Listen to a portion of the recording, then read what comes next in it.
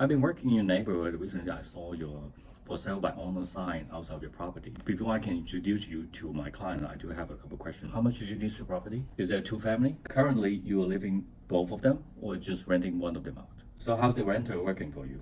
Is there any word from them about selling? Or you're gonna deliver vacant? How about the conditions of the property?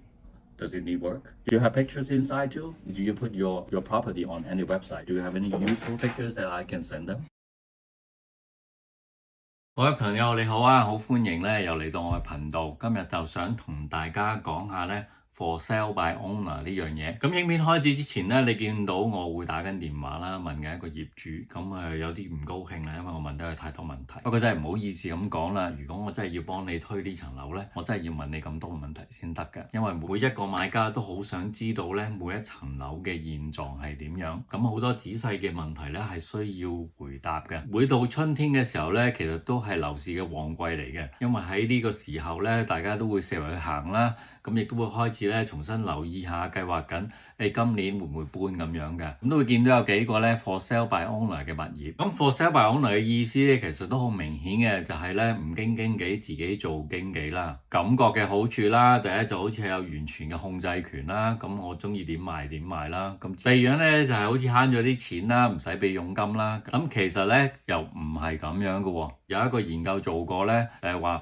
凡係 for sale by owner 嘅物業咧，佢最後個成交價咧係比由經紀代理嘅物業咧係低咗6%嘅。咁不如就講下點解我有唔同嘅睇法先啦。其實 for sale by owner 本身咧就冇咩問題嘅，只係你有冇咁嘅經驗咧可以同地產經紀去抗衡嘅啫。其實我哋如果收到一個樓盤嘅時候係點樣賣法，點樣幫每一位業主推廣呢？第一最簡單咧就係定價啦。咁解決咗定價之後咧，當然就係幫你裝飾啦。咁有客嚟到嘅時候咧就要帶睇樓啦。咁睇完樓之後咧就會要大家傾價啦。咁有唔同嘅條款之後咧，最後先至去到成交嘅。咁呢個漫長嘅過程咧，入邊咧都有好多唔同嘅部分咧係經紀需要參與嘅。咁如果你話我做業主，我不嬲都買開樓咁，當然梗係最好啦，因為你都熟悉呢個流程噶嘛。但係如果你只係心血來潮發現，不如今年我哋賣樓，我哋自己動個牌出嚟試下呢，咁我就建議你唔好啦。咁自己買樓呢，最大嘅唔好處呢就好簡單嘅啫，即係等於你攞住一隻勞力士啦，或者係 Gucci 或者係 Louis Vuitton 嘅 bag 去放賣咁樣，周圍問人，你買唔買啊？咁幾錢啊？120萬啫，又唔係好貴嘅。哇咁貴，有冇搞錯啊？真定假㗎呢個？咁喺唐人街你都經常見到咧，有啲咁嘅小販咧去推廣呢啲嘢嘅，咁大家嘅印象麻麻地嘅啫。你想你間屋賣得高價些少咧，你其實需要一啲專業嘅意見嘅。咁究竟我哋應該點樣定價咧？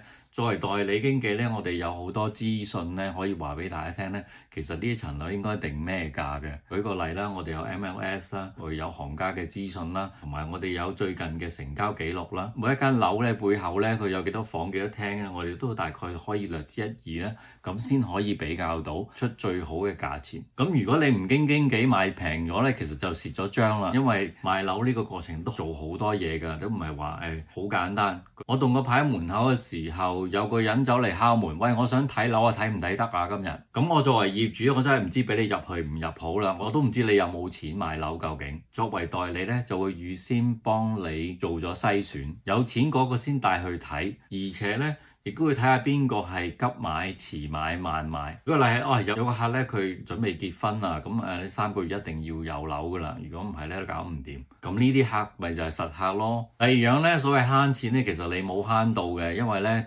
正如頭先所講啦，你個樓價定位咧可能會低咗嘅，咁你最終成交價咧會係比其他人少咗6%。咁呢一份錢咧就啱啱係地產代理嘅佣金嚟嘅。咁你話我都係收咁多，有冇問題？冇問題喎，有問題㗎。因為咧，你如果自己做嘅話咧，其實有好多過程你係需要好煩惱嘅。又舉個例啦，賣屋之前咧，我哋都會幫手咧留意下，睇下間屋咧有啲咩要裝修嘅地方啦，或者修飾一下啦，咁令到佢咧可以俾客人一個更好嘅印象。咁好啲嘅印象咧，當然可以賣到一個好價錢啦。你買個橙同埋一個蘋果，如果爛溶溶嘅，你唔會去睇嘅。自己做 open house 其實就十分煩嘅，一日到黑都有經紀代理打電話問你咧，喂，呢層樓幾錢啊？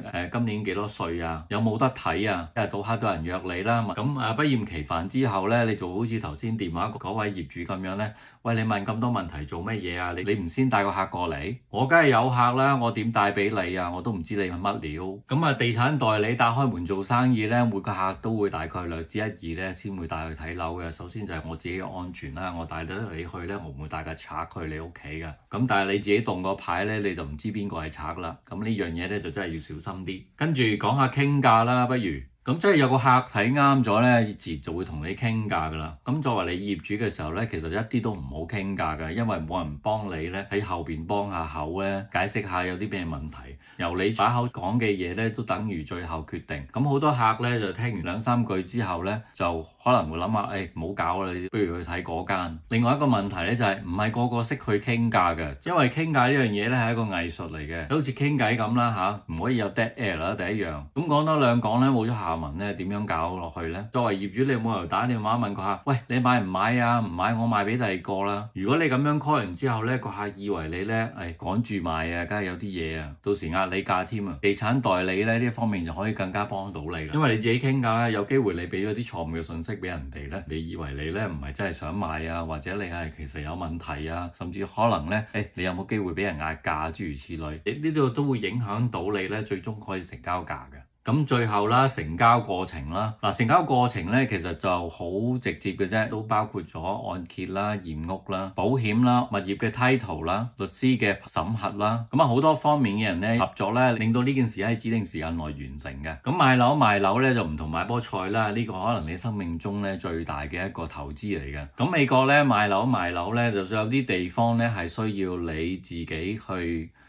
預先宣告出去嘅，話俾人聽大概呢層樓係乜嘢，油漆有冇含鉛，有冇白蟻。美國一個係訴訟嘅國家啦，咁如果買完之後發現有什麼問題嘅時候咧，如果係發現咧你甩漏啊，或者係你有欺騙或者欺詐嘅成分咧，作為買家係可以告翻你轉頭嘅。我有個好好律師頂住，我怕咩啊？咁當然啦，咁就係為咗有呢一個專業人士啊嘛。咁既然你成交嘅時候都需要有專業人士嘅時候，點解賣樓個過程你唔揾個專業人士呢？我用一個好簡短嘅例子咧，就會明咧點解有地產代理咧舒服好多啦。樣樣都要自己做嘅時候，就等於你咧由屋企返工一樣。咁你寧願自己行路多啲啊，還是有個的士司機全程護航帶到你去終點呢？咁少少成本咧，其實對於你嚟講咧舒服好多啦，保障咗你日後嘅問題啦。同埋有一樣更重要嘅嘢咧，地產經紀八足咁多爪，早啲幫你買到間屋，咁你咪仲正。咁好多謝各位咧都有興趣咧了解多啲放賣物業嘅 tips 啦。希望未來嘅日子入邊咧，我高飛可以幫到你咧喺地產上面嘅需要啦，無論你係放租放賣或者係投資都可以㗎。多謝各位。